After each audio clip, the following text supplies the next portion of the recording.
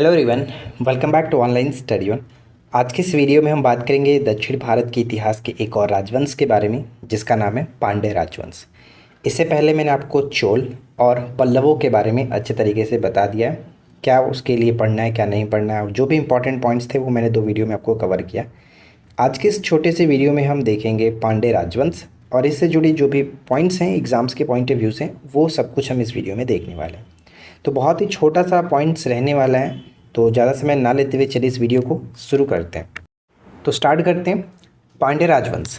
देखिए, पांड्य राजवंश जिसे मदुरै के पांडव भी कहा जाता है, दक्षिण भारत के एक प्राचीन राजवंश था और तमिलकम के 3 महान साम्राज्यों में से एक, यानी जो तमिल में ये 3 साम्राज्य थे, जैसे कि एक हो गया आपका पांड्य, दूसरा होता है चोल और तीसरा होता है चेर। इन तीनों में से एक था ये आपका, यानी एक तो हो गया आपका खुद पांड्य, दूसरा चोल और चेर। तमिल के 3 महान साम्राज्यों में से एक था ये। यह राजवंश शाही प्रभुत्व के 2 कालखंडों में गुजरा, यानी पहला जो कालखंड था वो 6वीं से 10वीं शताब्दी तक, और दूसरा जो खंड माना जाता है वो 13वीं से 14वीं शताब्दी के बीच माना जाता है। ठीक है। इसके बाद हम यहाँ पे देखेंगे कि वे संगम युग के 3 प्राचीन साम्राज्यों में से एक थे, यानी चेर, चोल और पांड्य, जिन्हें सम्मिलित रूप से मुवेद्रम या फिर 3 राजमुकुट के नाम से जाना जाता था। देखिए, मुवेद्रम जो है एक शब्द है, तमिल का एक शब्द है जिसका अर्थ होता है 3 प्रमुख। कई बार पेपर में भी ये पूछा गया है कि मुवेद्रम क्या है, तो 3 प्रमुख, ध्यान रखिएगा, 3 प्रमुख, जिसका प्रयोग 3 शासक परिवारों चोल, चेर और पांड्य के प्रमुखों के लिए किया जाता था, यानी 3 प्रमुख शासक के रूप में भी हम जान सकते हैं। संगम काल के पांड्यों का इतिहास 3री शताब्दी ईसा पूर्व से 3री शताब्दी ईस्वी तक विभिन्न स्रोतों से, जैसे कि महापाषाण, सौदा, तमिल ब्राही में शिलालेख और संगम साहित्य के तमिल कविताओं से पुनर्निर्मित किया जाता है, यानी ये प्रारंभिक पांड्य साम्राज्य माने जाते हैं, प्रारंभिक। ठीक है। इसके बाद हम यहाँ पे देखेंगे कि पांड्य वंश का प्रथम ऐतिहासिक जो शासक था वो पल सैल मुकुडमी था। ध्यान दीजिएगा कि पल सैल मुकुडमी था। यह अनेक यज्ञों का अनुष्ठान करवाने के कारण पलसैले कहा गया है, पलसैले कहा गया। पांड्यों की राजधानी जो थी वो मदुरै यानी मदुरई थी। पांड्यों की प्रारंभिक राजधानी कोल्लई थी। पांड्यों का राज्य चिन्ह जो था वो मत्स्य यानी मछली था। ठीक है। याद भी रख सकते हैं कि पांडव जो थे, पांडव ने जो स्वयंवर हुआ था द्रौपदी का, उसमें अर्जुन ने आँख में तीर मारा था, मछली के आँख में, यानी मछली का संबंध पांडव से है। तो इस तरह से आप याद रख सकते हो, कोई दिक्कत नहीं होगा। नेक्स्ट आता है कि पांड्य वंश के प्रमुख शासक नेडियोन, पलसैल मुकुडमी, नेडुजेलियन, और यहाँ पे आप थोड़ा सा अटपटा नाम है, आप इसको पढ़ सकते हैं। देखिए, यहाँ पे आता है कि नेडियोन शब्द का अर्थ होता है लंबा आदमी। पहरुली नदी जो है, पहरुली नदी को नेडियोन ने अस्तित्व में लाया। इसने सागर पूजा की परंपरा का भी आरंभ कराया था, यानी पांड्यों की जो सागर पूजा थी इसका प्रारंभ भी नेडियोन ने ही करवाया था। नेक्स्ट आता है, देखिए क्या, कि नक्कीर, कलदनार और मांगुडीम रुदन जो थे, मांगुडीम रुदन आदि जो कवि थे, ये तीनों कवि हैं, किनके समय से संबंधित थे, समकालीन थे, तो नेडुजेलियन से समकालीन थे, नेडुजेलियन के समकालीन थे। नवरत्न की उपाधि वेरिवर सेलिए कोरके, ये जो थे इन्होंने नवरत्न की उपाधि धारण की थी। ये एक शासक थे पांड्य के। सती कनकी के सम्मान में जो ये राजा थे, इन्होंने एक विशाल उत्सव आयोजित भी कराया था कनकी के सम्मान में। ठीक है, कनकी। तो ये थोड़ा सा पॉइंट था, आप इसको समझ लीजिएगा, याद रखिएगा। अब बात करते हैं पांड्य साम्राज्य के प्रशासन के बारे में।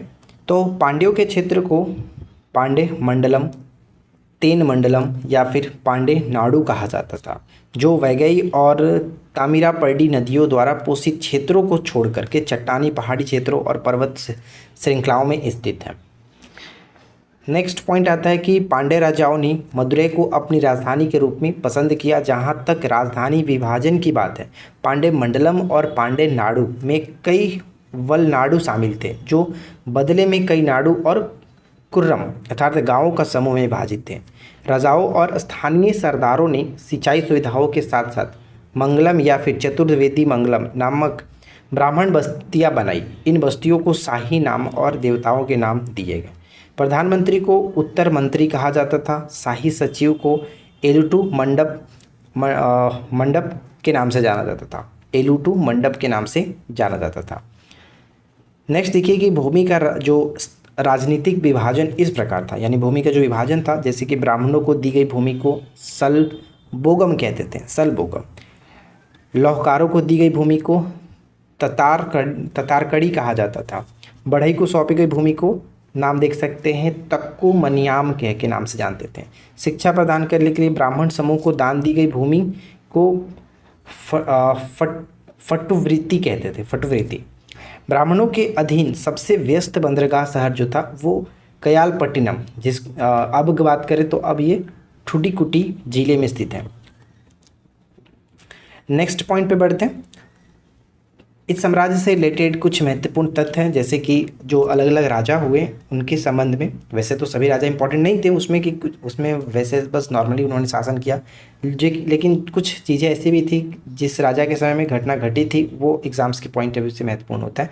तो हम यहाँ पे बीच बीच में जो राजा के समय में घटनाएँ घटी वो हमने यहाँ पर महत्वपूर्ण तथ्य के रूप में शामिल किया। हिरण्यगर्भ और तुलाभार एक धार्मिक अनुष्ठान है जिसको पांड्य शासक अरिकेसरी महावर्मन जो कि 670 से 710 ईस्वी तक इन्होंने शासन किया था, इनके समय में ये स्टार्ट किया था। इन्हें एरिकेसरी परंकुशा के नाम से भी जाना जाता था, एरिकेसरी परंकुशा के नाम से भी जानते थे।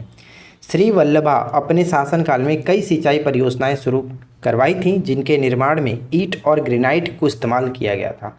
श्री वल्लभा परेरी झील का निर्माण भी इसी ने करवाया। तो पूछा ऐसे जा सकता है कि किस पांड्य शासक ने परेरी झील का निर्माण कराया था, तो श्री वल्लभा याद रखेंगे। साथ ही साथ ये पूछा सकता है कि हिरण्यगर्भ और तुलाभार का एक धार्मिक अनुष्ठान किसने शुरू करा था, तो ये आपको याद रखना है कि अरिकेसरी मारावर्मन, ठीक है, महावर्मन ने स्टार्ट कराया था। पांड्य राजवंश का वर्णन सर्वप्रथम मेगास्थनीज ने अपनी किताब इंडिका में किया था। ध्यान दीजिएगा कि मेगास्थनीज ने पांड्य राज्य का उल्लेख जो है वो माबर शब्द के नाम से किया है, माबर नाम से करता है, माबर। नेक्स्ट पॉइंट देखिए, शिल्पाधिकारम को तमिल साहित्य के प्रथम महाकाव्य के रूप में जाना जाता है। शिल्पाधिकारम के रचयिता कौन है? इलांगो। इसका शाब्दिक अर्थ होता है नुपुर की कहानी। नुपुर की कहानी इस महाकाव्य में नेदुंजेलियन, जैसे कि हमने नेदुंजेलियन हमने ऊपर में देखा था, प्रथम का उल्लेख मिलता है। रजा महावर्मन राजसिंह तृतीय पांड्य राजवंश का अंतिम शासक था, तो ये भी इंपॉर्टेंट रहेगा, याद रखेंगे। पांड्यों के शासनकाल के दौरान मदुरै में मीनाक्षी मंदिर और तिरुनेलवेली में नेलई अप्पार मंदिर का निर्माण कराया गया। ऐसा माना जाता है कि पांड्यों ने पहले जैन धर्म अपनाया और फिर बाद में शैव धर्म को अपना लिया। मध्यकालीन तथा बाद के पांड्यों द्वारा कई मंदिरों की मरम्मत की गई तथा उन्हें सोना और भूमि दान दी गई। वैदिक प्रथाओं में को भी संरक्षण दिया गया था। पांड्य शिलालेखों के प्रार्थनात्मक अंशों से शासकों की शैव और वैष्णव दोनों धर्मों के प्रति निष्पक्षता का पता चलता है। प्रारंभिक पांड्यों द्वारा कई मंदिरों का निर्माण कराया गया था। तो देखिए, पांड्य साम्राज्य से जुड़ी हुई ज़्यादा कुछ चीज़ें नहीं हैं जो कि एग्ज़ाम्स में पूछे जाते हैं, लेकिन जो चीज़ें पूछे जाने की चांसेस होती हैं, जो लगभग अब तक पूछे गए, वो सब कुछ हमने यहाँ पे इस वीडियो में डिस्कस कर चुका है। आई होप कि ये वीडियो आपके लिए हेल्पफुल रहेगी, लेकिन इसके अलावा जब तक आप MCQ प्रैक्टिस नहीं करेंगे तब तक आपको ये थियोरेटिकल फॉर्मेट चाहे कितना भी पढ़ लो याद नहीं रहेगा। तो हम 2-3 वीडियो और आएगा, जैसे कि हम चेर के बारे में डिस्कस करेंगे, सतवाहन शासक के बारे में डिस्कस करेंगे।